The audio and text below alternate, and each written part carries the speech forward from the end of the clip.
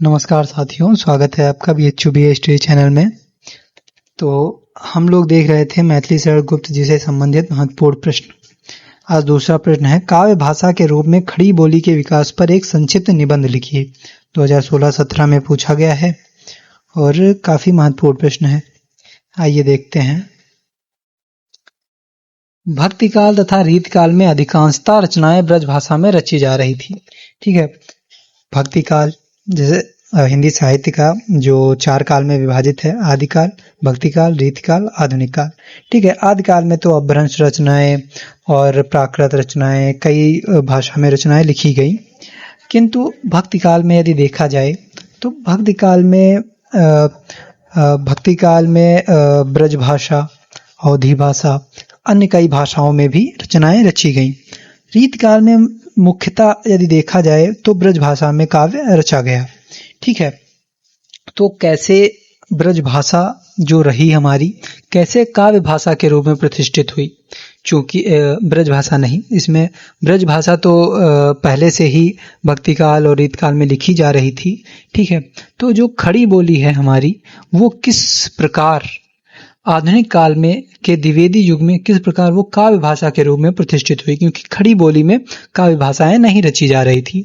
तो वही है कि भक्ति काल तथा रीति काल में अधिकांशतः रचनाएं ब्रज भाषा में रची जा रही थी। रीति काल में ब्रज भाषा अपनी लयात्मकता, जो काव्य का प्रमुख गुण होता है लय, ठीक है, कोमल कांत पदावली तथा चरम कलात्मकता के कारण काव्य क्षेत्र में मजबूती के साथ स्थापित हो चुकी थी। आप लोगों ने रीतिकाल पढ़ा ही है, मैंने आपको पढ़ाया है, तो उसमें आप लोगों ने देखा ही है कि रीतिकाल में किस प्रकार के एकदम कोमल कांत पदावली और एकदम कलात्मकता से पूर्ण काव्य रचे गए थे। ठीक है, जिसके कारण जो ब्रज भाषा है वो काव्य भाषा के रूप में प्रतिष्ठित हो चुकी थी। भारतेंदु युग के लेखक, अब जब आधुनिक काल आया तो आधुनिक काल आया तब नवजागरण भी हुए। ठीक है, और काफी कुछ हुआ। तो भारतीय युग के लेखक आधुनिकता व नवजागरण की शक्तियों को पहचानने के कारण गद्य में खड़ी बोली का प्रयोग शुरू कर चुके थे। ठीक है, भारतेंदु हरिश्चंद्र जी ने सर्वप्रथम गद्य भाषा में खड़ी गद्य भाषा, पहले तो रीतिकाल और भक्ति काल, इसमें बहुत कम ही मात्रा में आपको गद्य साहित्य मिलेगा। ठीक है, जब आधुनिक काल आया, ठीक है, तो इसमें फिर जो गद्य लिखा गया, जैसे कहानी, नाटक, ठीक है, तो निबंध, ये सब जो लिखे गए, इसमें अब खड़ी बोली भाषा का प्रयोग प्रारंभ हो गया। किंतु कविता के भाषा के रूप में खड़ी बोली को स्वीकार नहीं कर पा रहे थे। भाई, कविता में ब्रज भाषा मीठी भाषा है, ऐसा कहा भी जाता है। ठीक है, तो ब्रज भाषा को छोड़कर खड़ी बोली में जो कवि लोग थे वो काव्य नहीं कर पा रहे थे। तो इसके उसमें संदर्भ में भारतेंदु हरिश्चंद्र जी ने कहा भी है कि मैंने कई बार ब्रज भाषा में कविता लिखने का प्रयास किया है, किंतु मुझसे कविता नहीं लिखी जा पाई। ठीक है, जिससे उन्होंने माना है कि खड़ी बोली में कविता लिखना कठिन बात है। ठीक है, इसीलिए उन्होंने ब्रज भाषा का ही प्रयोग किया। द्विवेदी युग में अब देखेंगे, द्विवेदी युग का नेतृत्व करने वाले आचार्य महावीर प्रसाद द्विवेदी मूलतः कवि या साहित्यकार नहीं बल्कि संपादक और भाषाविद थे। उन्होंने साहित्य के अंतर्गत भाषाई अनुशासन को अनिवार्य समझा और भाषाई द्वैत को समाप्त करने के लिए खड़ी बोली को एकमात्र साहित्यिक भाषा के रूप में स्थापित करने का प्रयास किया। ठीक है, आधुनिक काल में जब आया तब ये रहा कि चूंकि गद्य जो था वो ब्रज भाषा में, गद्य खड़ी बोली में लिखा जा रहा था और जितने भी काव्य थे वो ब्रज भाषा में लिखे जा रहे हैं। तो यहाँ जो द्वैतवाद कहा गया है, भाषाई द्वैत, मतलब 2 भाषाएं। ठीक है, तो 2 भाषाओं का प्रयोग हो रहा था। तो उसी को जो महावीर प्रसाद द्विवेदी जी ने ठीक है, एकमात्र साहित्यिक भाषा जो कि खड़ी बोली थी, उसको स्थापित करने का प्रयास किया।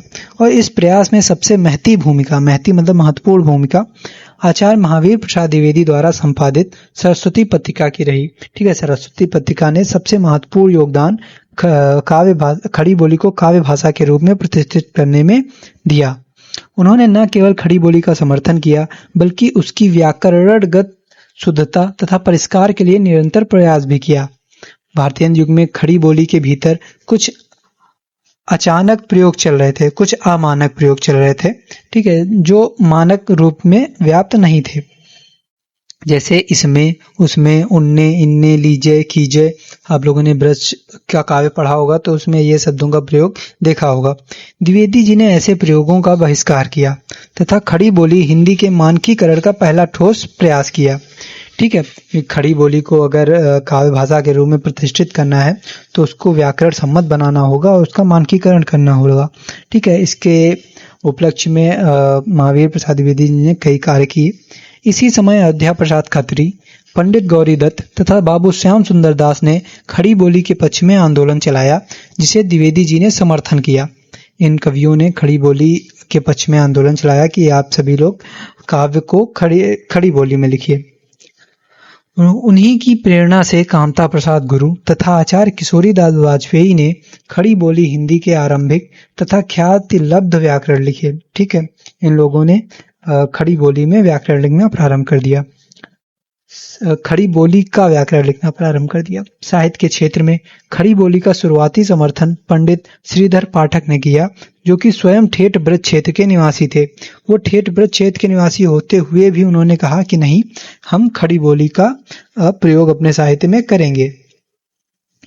उनकी सहज खड़ी बोली इस प्रकार व्यक्त हुई है। उन्होंने अपनी काव्य पंक्तियों में कहा है, जगत है सच्चा तनिक न कच्चा, समझो बच्चा इसका भेद।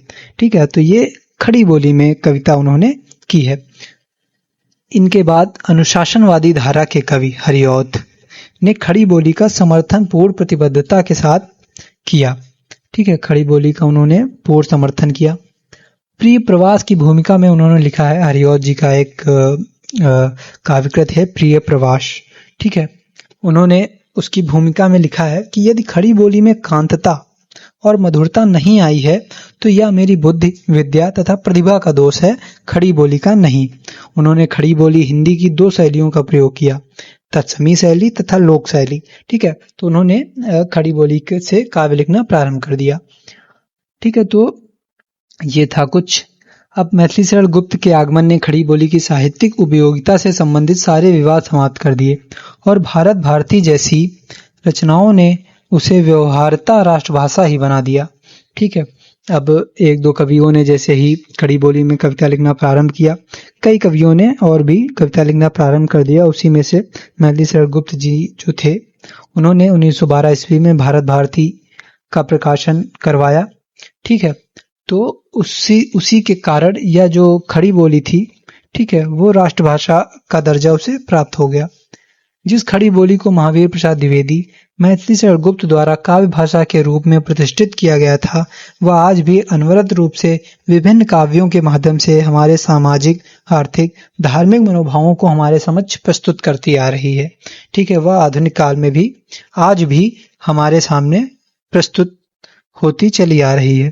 ठीक है, तो ये संक्षिप्त परिचय था काव्य भाषा का द्विवेदी युग में खड़ी बोली के रूप में प्रतिष्ठित होना। तो आशा करता हूँ आप लोगों ने इसे अच्छे से समझ लिया होगा। अब जो बाकी भी प्रश्न बचे हुए हैं, हम लोग जल्द ही उसको समाप्त करके अगले कवि की ओर बढ़ेंगे। धन्यवाद।